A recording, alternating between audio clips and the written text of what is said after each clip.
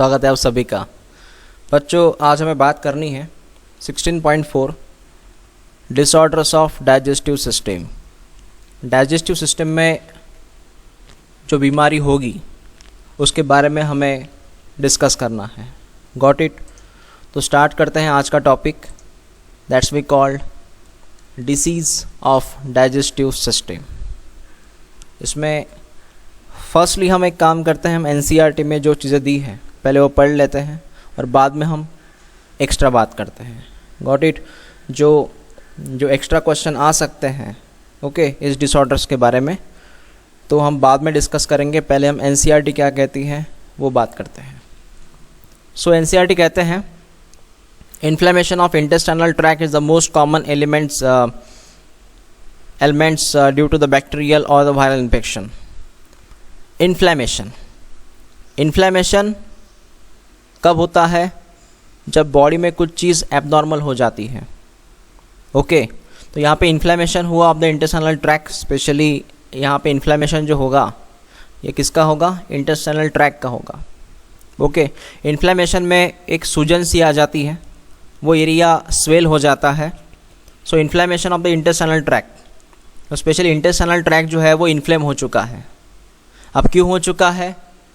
उसका रीज़न है एक तो बैक्टीरियल इन्फेक्शन या वायरल इन्फेक्शन। एक तो बैक्टीरियल अटैक है या फिर वायरस का अटैक है, उसकी वजह से वहाँ पे सूजन आ गई है इंटेस्टाइन में।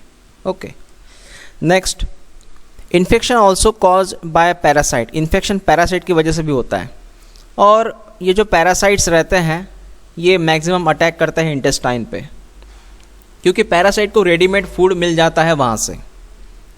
पैरासाइट क्या है? पैरासाइट ये ऐसे ऑर्गेनिज़म होते हैं, ऐसे माइक्रो ऑर्गेनिज़म होते हैं कि जो हमारे इंटेस्टाइन में रह के वहाँ पे जो खाना अवेलेबल है वो खाते हैं और हमें इंजुरी कॉज करते हैं, हमारे अंदर बीमारियाँ फैलाते हैं।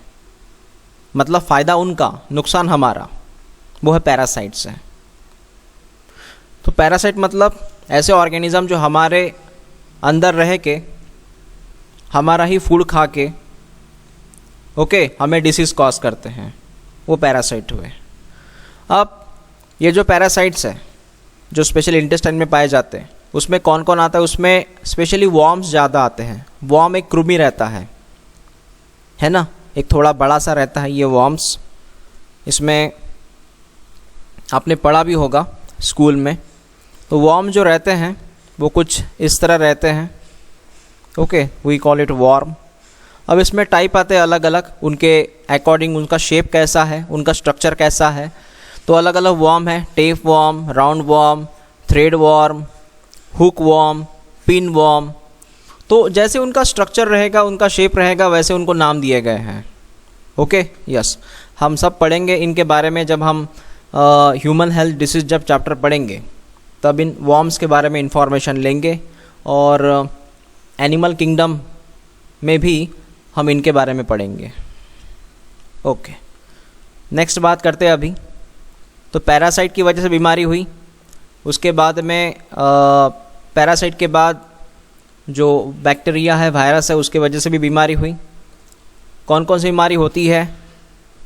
पहले तो है जॉन्डिस। जॉन्डिस पता है आपको? इसमें लीवर अफेक्टेड हो जाता है, लीवर स्वेल हो जाता है, इन्फेक्शन लीवर में रहता है। ओके इन्फ्लेमेशन मतलब वहाँ पे इन्फ्लेमेशन होता है लीवर में। उसके बाद में जब जॉन्डिस होता है तो लीवर तो ख़राब होता ही है, स्किन और आइज़ जो है वो येलो कलर की हो जाती है। Skin and eyes is turn to yellow colour due to the deposition of the bile pigment. Deposition of bile pigment समझिएगा। जॉन्डिस से लीवर ख़राब हुआ, आँखें स्किन एंड आइज़ प्रॉब्लम में आ गई, येलो कलर के हो गए। अब ये येलो कलर क्यों है? येलो कलर होता है बच्चों बाइल पिगमेंट की वजह से। विच पिगमेंट? Yes bile pigment. तो बाइल पिगमेंट की वजह से हुआ येलो कलर। समझ में आया आपको? यस। आपने वर्ड नाम सुना पीलिया करके? हाँ। दूसरा जो प्रॉब्लम है वो है ओमेटिंग। ओमेटिंग क्या है? ओमेटिंग का मतलब है इजेक्शन। इजेक्शन का मतलब है आउट। ओके, उसको रिप्लेस करना, उसको रिजेक्ट करना। So it is the ejection of the stomach content through the mouth. मतलब जो चीज़ें स्टमक के अंदर है, जो चीज़ें स्टमक के अंदर है वो वापस से आ जाती है माउथ के ज़रिए, है ना, that's called as vomiting. So this reflex action is control by the vomit centre. और ये जो इसके ऊपर जो कंट्रोल है वो हमारे ओमिट सेंटर का है। ओमिट सेंटर कहाँ होता है? ओमिट सेंटर होता है मेडुला में। ओमिट सेंटर कहाँ होता है? मेडुला में। Medulla it's a part of the brain. Medulla ये एक ब्रेन का पोर्शन है। तो ओमिट सेंटर कंट्रोल करता है ओमिटिंग को। मैं वंस अगेन यहाँ पे टिक कर रहा हूँ। ओमिट सेंटर कंट्रोल करता है ओमिटिंग को। ओमिट सेंटर कहाँ है? ओमिट सेंटर मेडुला में है। मेडुला कहाँ है? मेडुला है वहाँ पे, we can say it's a part of the brain. बात समझ में आ गई? यस। आपने एक मेडुला ऑब्लोंगेटा नाम सुना होगा, medulla oblongata. Yes. Feeling of nausea. Yes, omitting direct नहीं होती। ओमिटिंग के पहले एक सिम्टम्स आता है जिसे हम कहते हैं नॉसिया। ओमिटिंग होने के पहले एक सिम्टम्स होता है, हमें एक फीलिंग होती है नॉसिया करके, है ना। बाद में ओमिटिंग स्टार्ट हो जाती है। तो ओमिटिंग के पहले जो सिम्टम्स है वो नॉसिया होता है। Got it? ओके। नेक्स्ट कहते हैं ये डायरिया के बारे में। डायरिया का सीधा मीनिंग है abnormal frequency of the bowel movements, okay, and increase the liquidity of the faecal discharge is known as diarrhoea. Diarrhoea में होता है लिक्विड फीकल डिस्चार्ज, मतलब कि जो एक्सक्रीटा होता है उसमें पानी का अमाउंट ज़्यादा रहता है। In case of latrine there is a huge amount of the water, that's a liquidity. Got it?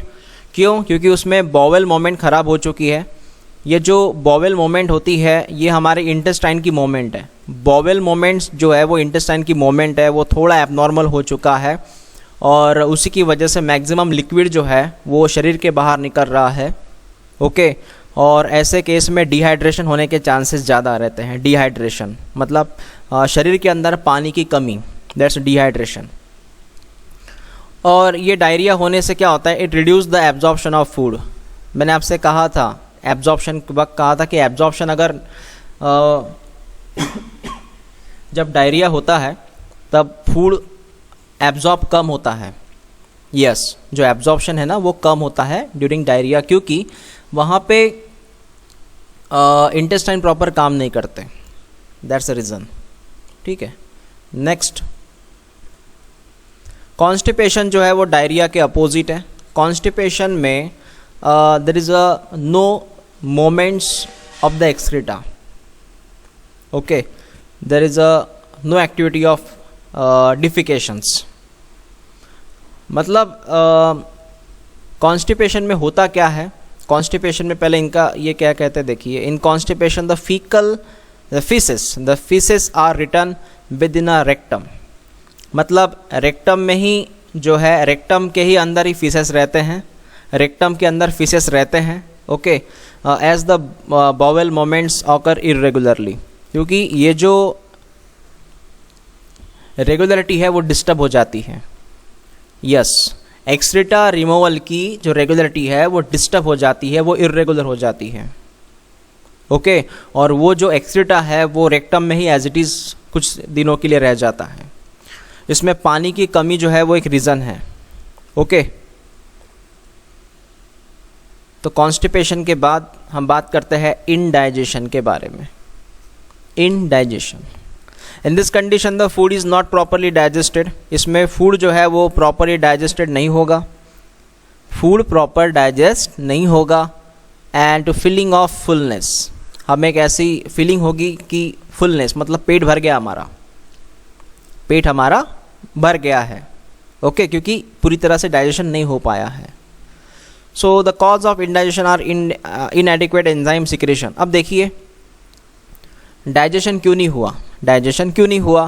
क्योंकि एंजाइम की कमी थी, एंजाइम की कमी थी। एंजाइटी मतलब एक हम जो स्ट्रेस कंडीशन में रहते हैं, हम एंजाइटी में रहते हैं, हम मतलब चिंता करते रहते हैं हम, है ना। यस, ज़्यादा सोचते रहते हैं हम, परेशान रहते हैं हम, वो एंजाइटी प्रॉब्लम है। उसके बाद में है फूड पॉइजनिंग, उसके बाद में over eating and spicy food, ये रीज़न है इनडाइजेशन के। Got it? ओके। तो students, these are all disorders of the digestive systems, digestive disorders. ये जो एनसीईआरटी के अंदर दिए हैं ये हमने पहले कंप्लीट कर लिए हैं, ये हमने पढ़े अभी। अब इसके अलावा जो एक्स्ट्रा में डिसऑर्डर्स है उनकी हम बात करेंगे, बट उनकी हम बात करेंगे नेक्स्ट वीडियो में। Got it? तो जितने यहाँ पे उन्होंने पॉइंट्स दिए हैं उनको आप अच्छे से पढ़िएगा, जो भी डिफ़िकल्टी जाएंगी वो हम जूम मीटिंग में सॉल्व करेंगे।